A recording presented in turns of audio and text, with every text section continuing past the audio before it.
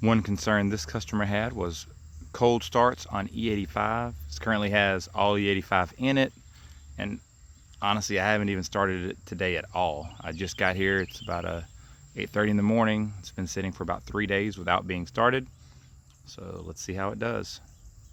This car is a 2010 CTS-V sedan, has a 245 upper, 10% overdrive lower, 1050 injectors, headers with an X pipe to the stock mufflers. They do have cutouts. They're closed now. It is on E85 tune. Makes around 15 pounds of boost. Very fun to drive. Let's see.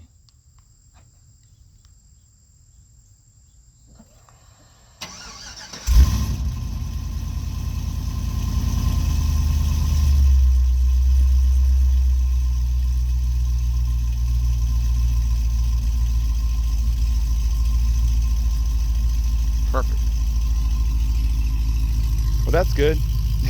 Actually, yeah, like I said, first cold start. And the E85 is a little tricky to work with sometimes, but we've got this set up on the several other ones and sort of been able to dial it in.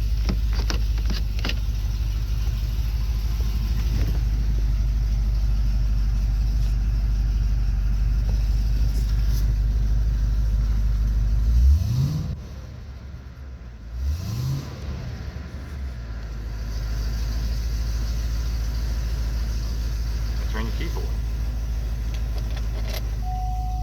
As you can tell, dead cold, so we're not going to do any big revs, but I did want to just show that E85 cold can be great as well. This guy's really going to love his car. When he got it, when he dropped it off, it was misfiring very badly. Found some plug issues and wires not on all the way, and some simple things. Fixed that, gave him some more boost, and got it dialed in. We're getting a wideband. We're going to check our air fuel of wide open throttle, and it'll be good to go. And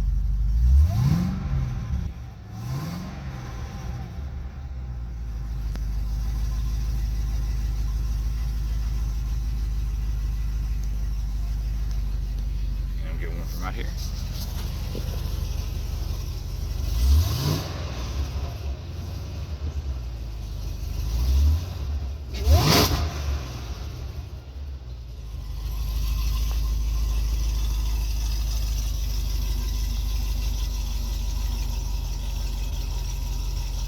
This is a very good setup if you want stock drivability with a lot of power.